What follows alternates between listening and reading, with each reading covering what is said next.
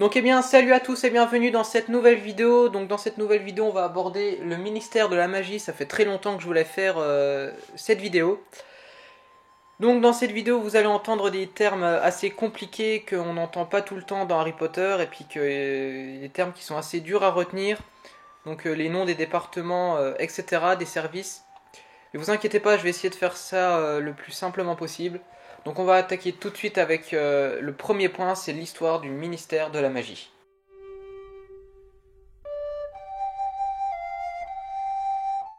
Autrefois, le ministère de la magie s'appelait le Conseil des sorciers, le quartier général se situait à Londres comme aujourd'hui. Au XVIIIe siècle, le ministère interdit 3 sortilèges, nommés plus tard les sortilèges impardonnables car ils sont trop dangereux. Il s'agit de l'Avada Kedavra, Andoloris et le sortilège Impero.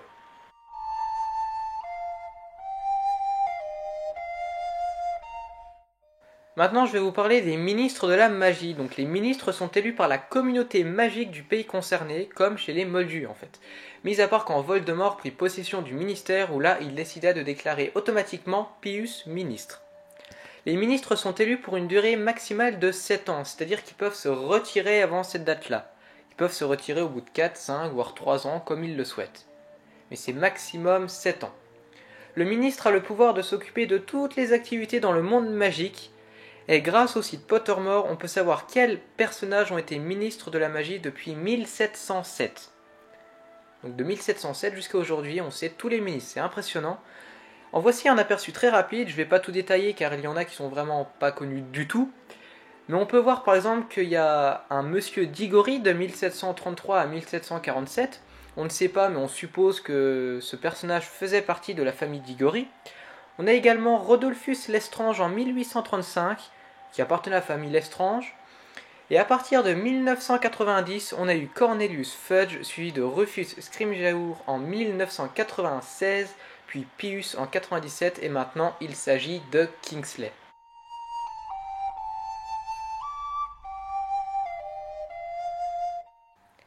Donc maintenant je vais vous parler des différents services du ministère de la magie.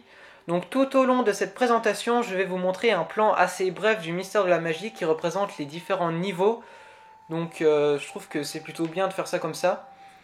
Donc l'entrée au ministère peut se faire de différentes manières. On connaît par exemple la cabine téléphonique utilisée par Harry et Arthur, et ce moyen est réservé uniquement aux visiteurs. Pour les employés, ils utilisent la poudre de cheminette et le transplanage. Une fois arrivé au ministère, que ça soit visiteur ou employé, on arrive dans un gros hall appelé l'atrium, qui est directement placé à l'étage numéro 8 au niveau numéro 8. L'atrium est le hall d'accueil, on a accès à tous les étages par cet endroit. Lorsque Voldemort prit contrôle du ministère, l'atrium a subi un petit changement de décor et il a un aspect beaucoup plus glauque, comme par exemple avec la statue avec les moldus pétrifiés. Et avant, en fait, ce n'était pas cette statue, c'est Voldemort qui l'a mise en place. Avant, c'était une fontaine. Au premier niveau, on trouve la présidence. C'est tout simplement le niveau où se trouve le cabinet du ministre et en fait, c'est là où il exerce son métier. Au niveau 2, il s'agit du département de la justice magique. On y trouve le bureau des aurores. D'ailleurs, il faut savoir que Harry Potter est devenu chef de ce bureau en 2007. On y trouve également la police magique, le service des usages abusifs de la magie, le bureau de détection et de confiscation des faux sortilèges de défense et des objets de protection. Donc je vous ai dit que cette vidéo, il y avait plein de termes assez compliqués. Il y a également le service des détournements de l'artisanat moldu, donc c'est ici que Arthur Weasley travaille. Il y a aussi le service administratif du Majon Mago et la cour de justice magique. En bref, tout ce département veille à la justice dans le monde magique ainsi qu'à sa protection. Au niveau 3, on trouve les départements des accidents et catastrophes magiques qui comportent une brigade de réparation des accidents de sorcellerie, mais à part ceci, on ne connaît pas grand chose sur ce département. Au niveau 4, c'est le département de contrôle et de régulation des créatures magiques, et Hermione sera employée dans ce département après ses années d'études à Poudlard, comme Amos Diggory auparavant. Ce département comporte une commission d'examen des créatures dangereuses. C'est sûrement ici que le père Drago a fait une enquête auprès de Hagrid et de Buck. Au 5e niveau, on trouve le département de la coopération magique internationale qui fut longuement dirigé par Barty Croughton Senior comme on le voit dans Harry Potter et la Coupe de Feu. C'est dans ce département qu'on gère le commerce magique ainsi que les lois magiques. On y trouve également la Confédération internationale des sorciers qui est semblable aux Nations Unies pour nous les Moldus. Vous voyez ce que J.K. Rowling va réussir à inventer, c'est vraiment incroyable. Et il faut savoir que le chef de la CIS, donc Confédération internationale des sorciers, s'appelle le Manitou suprême et Albus Dumbledore a déjà eu ce rôle jusqu'au moment où Voldemort s'empare du ministère. Au 6e niveau, il s'agit du département des transports magiques, donc voilà, c'est le département qui gère les transports par cheminée, par balai, par porte au loin, par transplanage, etc. Tout simplement. Au 7e niveau, on trouve le département des jeux et sports magiques, qui est dirigé par Ludo Verpeil. C'est ici qu'il y a le siège de la Ligue britannique et irlandaise de Quidditch. Au niveau 8, on en a parlé, c'est l'Atrium. Au niveau 9, c'est le très célèbre département des mystères. Donc ce département très glauque comporte plusieurs systèmes pour repousser les sorciers hors de ce département. Lorsqu'on entre dans ce département, on arrive directement dans la salle des 12 portes. Ces portes mènent à différentes salles. On a la salle de l'amour qui reste très secrète et mystérieuse. Selon Dumbledore, cette salle contient le plus puissant des pouvoirs qui dominent la mort. On a la salle de l'espace qui est une autre étrange salle où de nombreux sorciers y vont régulièrement. En fait, ils se voient flotter avec les différentes planètes du système solaire. Donc c'est assez spécial. Et on sait que Luna et Ginny ont déjà tenté l'expérience. On a la salle du futur, c'est la célèbre salle où se trouvent les prophéties. Donc les prophéties sont protégées de telle sorte que seul le gardien de la prophétie peut lire cette prophétie. Un étranger non autorisé venant toucher cette prophétie deviendrait folle. C'est pour ça que Voldemort ne peut pas retirer cette prophétie. Lucius a pu la toucher car Harry lui en a donné l'autorisation.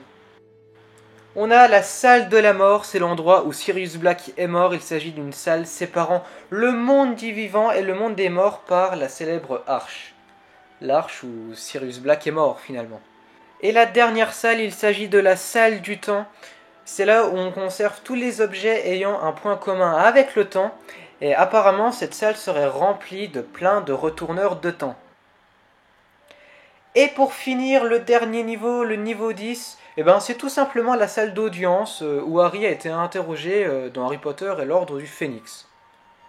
Donc il faut savoir que tout l'ensemble de ces niveaux et de ces départements communiquent avec des notes de service, donc ça ressemble à ça, on en voit déjà dans le film. Il faut savoir que la globalité des départements sont soumis au département de la justice magique, c'est-à-dire que chaque département font leurs propres règles et le font valider par ce département, donc le département de la justice magique. Donc prenons un exemple, par exemple pour le département de la coopération magique internationale, donc ceux qui s'occupent du commerce, ils font les règles, ils font leurs propres règles. Par exemple, ils ont interdit la vente de tapis volants, ainsi que la vente de tentaculas vénéneuses, par exemple. Et en fait, ces règles-là ont été validées par le département de la justice magique. Et il faut savoir que pour la plupart des départements, c'est la même chose, que ce soit le département des accidents et catastrophes magiques, le département de régulation des créatures magiques, ainsi que pour le transport, ça fonctionne de la même façon. Donc voilà, on arrive à la fin de cette vidéo, en tout cas j'espère qu'elle t'aura plu. Par contre je suis désolé, j'ai pas pu tout expliquer sur le ministère de la magie. Si vous saviez à quel point c'est vaste et immense, je vous mettrai les liens dans la description pour que vous allez voir un peu le ministère de la magie, voir à quel point c'est énorme et on peut savoir plein de choses. Je n'ai fait qu'un bref résumé et je pense qu'il était déjà assez compliqué comme ça. En tout cas, j'espère que je vous ai apporté pas mal de choses et j'espère que ça t'aura plu en tout cas. Et n'hésite pas à aimer cette vidéo, à la commenter, à la partager, à t'abonner si c'est pas déjà fait. Moi, je te retrouve pour une prochaine vidéo et ciao tout le monde.